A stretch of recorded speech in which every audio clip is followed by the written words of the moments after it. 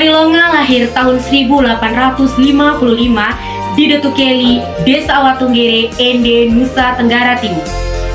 Marilonga adalah seorang pejuang besar bangsa Indonesia yang dengan tegas melawan penjajah Belanda. Marilonga sangat disegani oleh masyarakat Ende karena ia memiliki rasa sosial yang tinggi terhadap sesama manusia. Ia suka menolong dan mendahulukan kepentingan orang banyak. Marilonga bergaul dengan siapa saja, tanpa memandang bulu.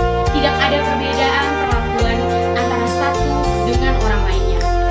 Hal itulah yang dapat diakui sebagai sosok pemimpin yang tangguh dan menjadi idola masyarakat saat itu.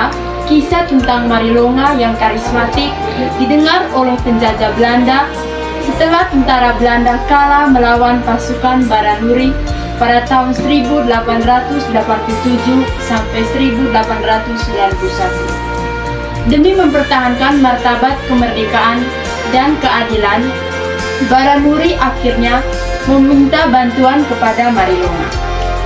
Mari dan anaknya maju berperan di garda terdepan dan tak disangka peperangan ini diakhiri oleh Baranuri dan Marilonga. Kekalahan ini akhirnya membuat Belanda naik pitam. Belanda akhirnya mengatur strategi dan mengatur pasukan khusus untuk menangkap Marilonga beserta anak buahnya. Marilonga yang dicurigai menghasilkan keberadaan Marilonga disiksa, bahkan sampai ada yang dibunuh secara keji. Buahnya yang dicurigai merahasiakan keberadaan Marilonga disiksa. Bahkan sampai ada yang dibunuh secara keji ini menyebabkan Marilonga marah besar. Pada tahun 1890 sampai 1893, pasukan Belanda tampaknya sangat lemah. Pada tahun 1898 sampai 1902, pasukan penjajah terjebak strategis Marilonga. Pasukan Belanda digiring memasuki lautan sehingga mereka menyerah dan kalah. Dan sang panglima perang yang pantang menyerah itu gugur dalam perang kolonial kelima. Marilonga dan pasukannya tidak terima. Lalu mereka membantai serdadu Belanda. Pasukannya tidak terima. Lalu mereka membantai serdadu Belanda. Pasukan Belanda yang jatuh korban karena tembakan anak panah otomatis yang dipasang pada jalan di hutan dekat Betneng Watunggere yang merupakan perkampungan Belanda. Di bawah pimpinan Kapten Christopher, Belanda melancarkan serangan benteng pertahanan pasukan Mari runtuh dan sang panglima perang yang pantang menyerah. Belanda mengajak damai dan menawarkan Marilonga menjadi raja.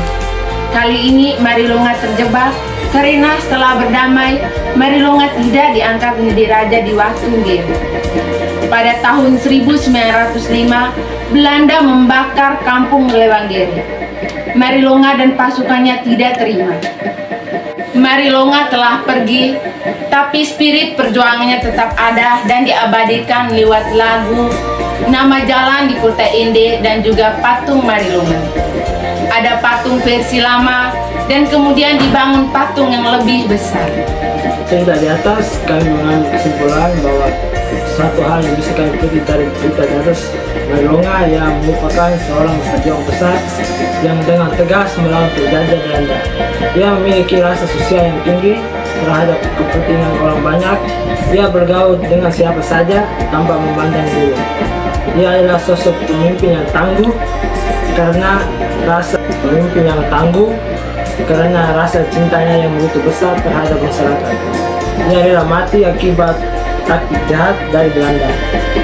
Beliau merupakan pahlawan yang memiliki semangat juang yang tinggi demi hak-hak masyarakatnya.